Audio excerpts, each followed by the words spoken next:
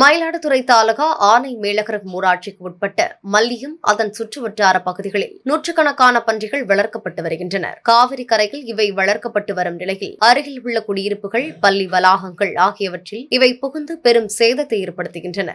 வளர்ப்பதற்காக கோழி குடல் கழிவுகள் அழிக்கப்படுவதாகவும் அப்பகுதி பொதுமக்கள் குற்றம் சாட்டுகின்றனர். இதன் காரணமாக அப்பகுதியில் துர்நாற்றம் வீசி வருவதாகவும், சுடுகாட்டு பகுதியில் மேய்ந்து வரும் பன்றி கூட்டங்கள் காரணமாக உடல்களை அடக்கம் செய்ய முடிவதில்லை என்றும் வேதனை தெரிவிக்கின்றனர். இது தொடர்பாக புகாரின் பேரில் மயிலாடுதுறை வட்டாட்சியர் விஜயராணி நேரில் ஆய்வு மேற்கொண்ட போது அப்பகுதியில் உள்ள பொதுமக்கள் வாக்குவாதத்தில் ஈடுபட்டனர்.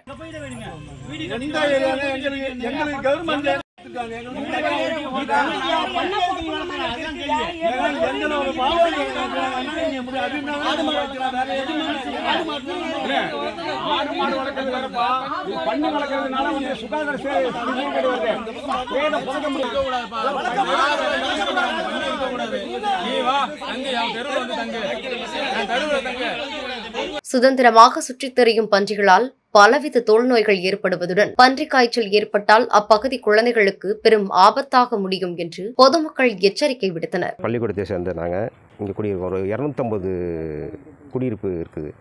இந்த காவேரி பக்கத்தில் காவேரி கரையில் பன்னி ஒரு 150 பன்னிக்கு மேலே கொண்டாந்து வச்சு ஒரு சில கொண்டாந்து வச்சு வளர்த்துக்கிட்டு சுகாதார கடை இருக்குது. எங்களுக்கு கிராம மக்களுக்கு கால்நடைகளுக்கும் ரொம்ப சுகாதார கடை இருக்குது.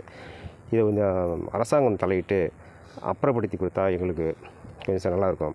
மழை காலங்களில் குழந்தைங்களுக்கு ரொம்ப உடல்நிலை சரியாத ரொம்ப பாதிக்கப்படுறோம்.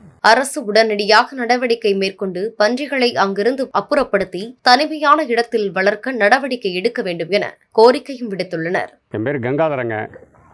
ஆனைமலகரம் ஊராட்சியில் காவிரி கரையில் எங்களுடைய பல தலைமுறையாக பிரேதம் புதைக்கிறது வழக்கம். இங்கே கொண்டாந்து பன்றியை கொண்டாந்து வளர்த்துக்கிட்டு அதனால் நிறைய சுகாதார கேடு. ஒரு அரை மணி நேரம் கூட பிரேதத்தை புதைக்கிறதுக்கு நாங்கள் நிற்க முடியல. கோழி கழிவும் கொண்டாந்து கொட்டி அங்கே பன்றியை வளர்க்குறாங்க.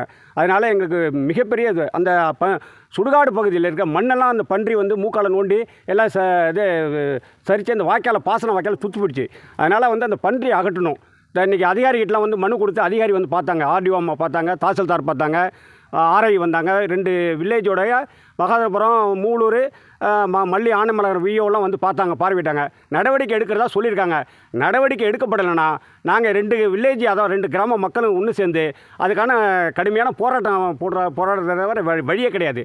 உடனடியாக அதிகாரி பார்த்தா ஆர்டிஓ அம்மா அவர்களும் தாசில்தார் அம்மா அவர்களும் உடனடியாக நடவடிக்கை எடுத்தது நாங்கள் இந்த தமிழக அரசுக்கும் இந்த கோரிக்கையாக சொல்கிறோம். உடனடியாக இந்த நடவடிக்கை எடுத்து எங்களுக்கு இந்த பன்றியை அப்புறப்படுத்தி ஆகணும். இதனால் குழந்தைகளுக்கு பன்றி காய்ச்சல், டெங்கு காய்ச்சல் வருது, சிக்கன் குனியெல்லாம் வருது.